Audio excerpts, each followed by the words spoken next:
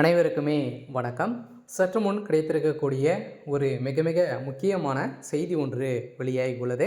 சற்று முன் நேருவை வீடு புகுந்து தூக்கிய அமலாக்கத்துறை, இது மாதிரி செய்திகள் வெளியாயிருக்கு. சதுரடியாக நேரு அவர்கள் பார்த்தீங்கன்னா சதுரடியாக அவருடைய துறையில் ஒரு தலைக்கு ஒரு அரசு வேலைக்கு பார்த்தோன்னா துறைக்கு 25 லட்சத்துலேருந்து 35 லட்சம் ரூபாய் வரைக்கும் பார்த்தோன்னா வாங்கியிருக்காரு, லஞ்சமாக பெற்றிருக்காரு அப்படின்ற மாதிரி இவர் மீது குற்றச்சாட்டுகள் அமலாக்கத்துறை வைத்திருக்காங்க. இந்த குற்றச்சாட்டின் அடிப்படையில் இப்போ அதிரடியாக நேரு அவர்கள் பார்த்தோன்னா அதிரடியாக தொடர்ந்து 3-4 நாட்களாகவே நேரு சம்மந்தப்பட்ட இடங்களிலும் தொடர்ந்து ரைடுகள் நடந்துட்டு இருக்கு.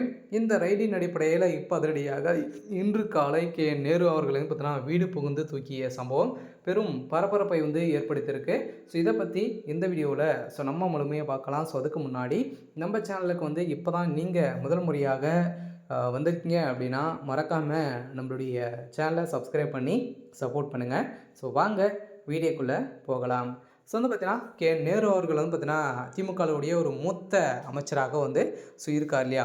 இவர் பார்த்தீங்கன்னா அவருடைய துறையில் இருக்கக்கூடிய அரசு வேலைக்காக இருக்கக்கூடிய அரசு வேலைக்கு ஒவ்வொரு தலைக்கும் பார்த்தீங்கன்னா தலா 35 லட்சம் ரூபாய்க்கு மேலே லஞ்சமாக பெற்றிருக்காரு அப்படின்ற மாதிரி அமலாக்கத்துறை இவர் மீது குற்றச்சாட்டுகள் வைத்திருக்காங்க. இந்த குற்றச்சாட்டின் அடிப்படையில் தொடர்ந்து அவருடைய வீடு இவர் சம்மந்தப்பட்ட அனைத்து இடங்களிலுமே ரைடுகள் நடந்துகிட்டு இருக்குது. இந்த ரைட்டின் அடிப்படையில் நேரு அவருடைய கதை ஒட்டுமொத்தமாக முடிய போகுது. பார்த்தீங்கன்னா எக்கச்சக்கமான பணங்கள் ஊழல், மெகா ஊழல் நடந்திருக்கு அப்படின்றத இப்போ நிரூபணமாயிருக்கு.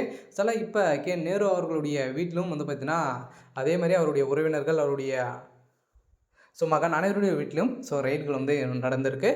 இவர் பார்த்தீங்கன்னா நேரு அவர்கள் இப்போ டெல்லியை தூக்கியிருக்காங்க. இப்போ தமிழகத்தில் சிஏஜி அதிகாரிகள் கொடுத்த ஆதாரத்தின் அடிப்படையில் தான் ஒவ்வொரு அமைச்சர்களாகவே பார்த்தீங்கன்னா செந்தில் பாலாஜி தொடர்ந்து நேரு, அதே மாதிரி பார்த்தீங்கன்னா இப்போ அமைச்சர் சேகர் பாபு, அவங்களோட துறைகள் அனைத்து துறைகளுமே இருக்கக்கூடிய அமைச்சர்களுடைய துறைகளுமே இப்போ ரைடுகள் நடந்திருக்கு. இந்த ரைடில் தான் இப்போ நேரு அவர்கள் பார்த்தீங்கன்னா வசமாக சிக்கியிருக்காரு. இதெல்லாம் அரசு வேலைக்காக ஒவ்வொரு தலைக்குமே 35 லட்சம் ரூபாய் பார்த்தீங்கன்னா லஞ்சமாக பெற்றிருக்காரு அப்படின்றத பார்த்தீங்கன்னா எக்கச்சக்கமான பல கோடி பார்த்தீங்கன்னா இவர் மெகா ஊழல் செஞ்சிருக்காரு அப்படின்றத நிரூபணமாக இருக்குது. இந்த வழக்கின் அடிப்படையில் ஏற்கனவே சொத்து குவிப்பு அழைக்கலும் அதே மாதிரி இவர் சம்மந்தப்பட்ட அனைத்து இடங்களுமே சொத்துக்கள் அனைத்துமே பறிமுதல் செய்யப்படுறதாகவும் ஒரு தகவல் வெளியாக வருகின்ற சட்டமன்ற தேர்தலுக்காகவும் பார்த்தீங்கன்னா அனைவருமே திமுக சார்ந்த அமைச்சர்கள் ஊழல்வாதி அமைச்சராகவே இருக்காங்க இல்லையா.